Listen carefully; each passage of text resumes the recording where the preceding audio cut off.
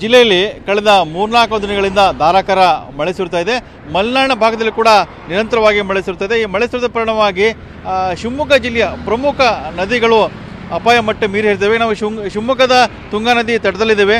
ತುಂಗಾ ನದಿ ನೋಡ್ಬೋದು ಯಾವ ರೀತಿಯಾಗಿದೆ ಅಂತೇಳಿ. ಕಳೆದ 2-3 ದಿವಸದಿಂದ ಧಾರಾಕಾರ ಮಳೆ ಸುರಿತಾ ಇದೆ. ಈ ಹಿನ್ನೆಲೆಯಲ್ಲಿ ಕೂಡ ಗಾಜೂರು ಡ್ಯಾಮ್ ಸಂಪೂರ್ಣವಾಗಿ ಭರ್ತಿಯಾಗಿದೆ. ಈಗಾಗಲೇ ಗಾಜೂರು ಡ್ಯಾಮ್ನಿಂದ 76,000 ಕ್ಯೂಸೆಕ್ಸ್ ನೀರನ್ನು ಡ್ಯಾಮ್ನಿಂದ ತುಂಗಾ ನದಿಗೆ ಬಿಡಲಾಗ್ತದೆ. ಹಾಗಾಗಿ ತುಂಗಾ ನದಿ ಸಂಪೂರ್ಣವಾಗಿ ತುಂಬಿ ಹರಿತಿದೆ, ಅಪಾಯ ಮಟ್ಟ ಮೀರಿ ಹರಿತಾ ಇದೆ. ಇದು ತುಂಗಾ ನದಿಯ ಒಂದು ಅಂದರೆ ಏನು ತುಂಗಾ ನದಿ ತಟದಲ್ಲಿರುವಂಥ ತಗ್ಗು ಪ್ರದೇಶದಂಥವ್ರು ಈಗಾಗಲೇ ಸೂಚನೆ ಕೂಡ ಕೊಡಲಾಗಿದೆ. ಸುರಕ್ಷಿತ ಸ್ಥಳಕ್ಕೆ ತೆರಳಲಿಕ್ಕೆ, ಅಂದರೆ ಯಾವುದೇ ಕ್ಷಣದಲ್ಲಿ ನೀರಿನ ಪ್ರಮಾಣ ಇನ್ನೂ ಜಾಸ್ತಿ ಆದರೆ ನೆರೆ ಬರುವಂಥ ಸಾಧ್ಯತೆ ಇದೆ. ಮತ್ತು ಏನು ಬಡಾವಣೆ ಇದ್ದಾವೆ, ಹಳ್ಳಿಗಳಿದ್ದಾವೆ, ಅಲ್ಲಿ ನೀರು ನುಗ್ಗುವಂಥ ಸಾಧ್ಯತೆ ಇದೆ. ಹಾಗಾಗಿ ತಗ್ಗು ಪ್ರದೇಶದಲ್ಲಿರುವಂಥ ಜನರಿಗೆ ಸುರಕ್ಷಿತ ಸ್ಥಳಕ್ಕೆ ತೆರಳಿ ಈಗಾಗಲೇ ಅಧಿಕಾರಿಗಳು ಸೂಚನೆಯನ್ನು ಕೊಟ್ಟಿದ್ದಾರೆ.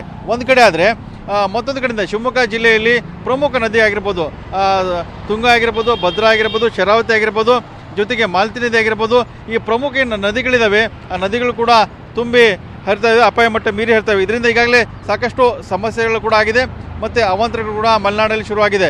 ಹಾಗಾಗಿ ಅನೇಕ ರಸ್ತೆಗಳ ಸಂಪರ್ಕ ಕೂಡ ಕಡಿತ ಆಗಿದೆ, ರಸ್ತೆ ಮುಳುಗಡಾಗಿದೆ, ಸಾಕಷ್ಟು ಸಮಸ್ಯೆಗಳನ್ನು ಕೂಡ ಎದುರಿಸ್ತಾ ಇದ್ದಾರೆ.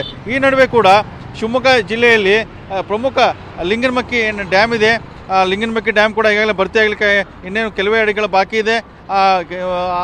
ಲಿಂಗನಮಕ್ಕಿ ಡ್ಯಾಮಿಂದ ಕೂಡ ನೀರನ್ನ ಬಿಡುಗಡೆ ಮಾಡಲಿಕ್ಕೆ ಯಾವುದೇ ಕ್ಷಣದಲ್ಲಿ ಕೂಡ ಲಿಂಗನಮಕ್ಕಿ ಡ್ಯಾಮಿಂದ ನೀರು ಕೂಡ ಡ್ಯಾಮ್ನಿಂದ ಬಿಡಲಾಗ್ತಾ ಇದೆ. ಇದು ಒಂದು ಕಡೆ ಆದರೆ ಭದ್ರಾ ಡ್ಯಾಮ್ನಿಂದ ನಿರಂತರವಾಗಿ ಕೂಡ ನೀರು ಬಿಡ್ತಾ ಇದ್ದಾರೆ. ಹಾಗಾಗಿ ಅಲ್ಲೂ ಭದ್ರಾ ನದಿ ತುಂಬಿ ಹರಿತಾ ಇದೆ. ಭದ್ರಾ ನದಿ ಅಕ್ಕಪಕ್ಕ ಕೂಡ ಏನು ತಗ್ಗು ಪ್ರದೇಶ ಅಲ್ಲೂ ಕೂಡ ಸಾಕಷ್ಟು ಸಮಸ್ಯೆಗಳು ಕೂಡ ಎದುರಾಗಿದೆ.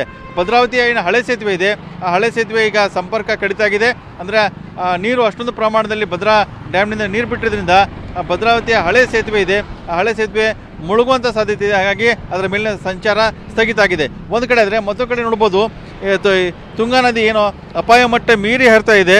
ಈ ತುಂಗಾ ನದಿಯ ಏನು ತಟ ಇದೆ, ಕೋಟೆ ರಸ್ತೆ ಇದು ಮಂಟಪ ಇದೆ, ಈ ಕೊರಪಲ್ಲಿನ ಛತ್ರ ಇದೆ, ಛತ್ರ ಬಳಿ ಮಂಟಪ ಇದೆ. ಆ ಮಂಟಪ ನೋಡ್ಬೋದು ಸಂಪೂರ್ಣವಾಗಿ ಮುಳುಗಿ ಹೋಗಿದೆ.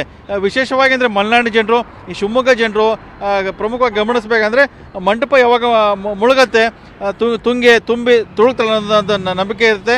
ಹಾಗಾಗಿ ಮಂಟಪ ತುಂಬಿದೆ, ತುಂಗಾ ನದಿ ಕೂಡ ತುಂಬಿ ಹರಿತಾ ಇದ್ದಾಳೆ. ಹಾಗಾಗಿ ಒಂದು ಅಪಾಯ ಮಟ್ಟ ಮೀರಿ ತುಂಗಾ ನದಿ ಹರಿತಾ ಇದ್ದಾಳೆ. ಈ ಒಂದು ಕಡೆ ಆದರೆ ಈ ಒಂದು ನಿರಂತರವಾಗಿ ಏನು ಮಳೆ ಸುರಿತಾ ಇದೆ, ಈ ಮಳೆಯಿಂದ ಸಾಕಷ್ಟು ಸಮಸ್ಯೆಗಳು ಕೂಡ ಆಗಿದೆ ಅಂತ ಹೇಳ್ಬೋದು. ಇದರ ಜೊತೆಗೆ ಡ್ಯಾಮ್ಗಳಿಂದ ಕೂಡ ಹೆಚ್ಚಿನ ಪ್ರಮಾಣದಲ್ಲಿ ನೀರನ್ನು ಬಿಡುಗಡೆ ಮಾಡಲಾಗ್ತಾ ಇದೆ. ಹಾಗಾಗಿ ನದಿಗಳ ಏನು ಡ್ಯಾಮ್ಗಳ ನೀರು ಒಳಹರಿವು ಹೇಗೆ ಹೆಚ್ಚಾಗ್ತಾ ಇದೆ, ಡ್ಯಾಮ್ನಿಂದ ನೀರು ಕೂಡ ಹೆಚ್ಚಿನ ಸಂಖ್ಯೆಯಲ್ಲಿ ಹೆಚ್ಚಿನ ಇದರಲ್ಲಿ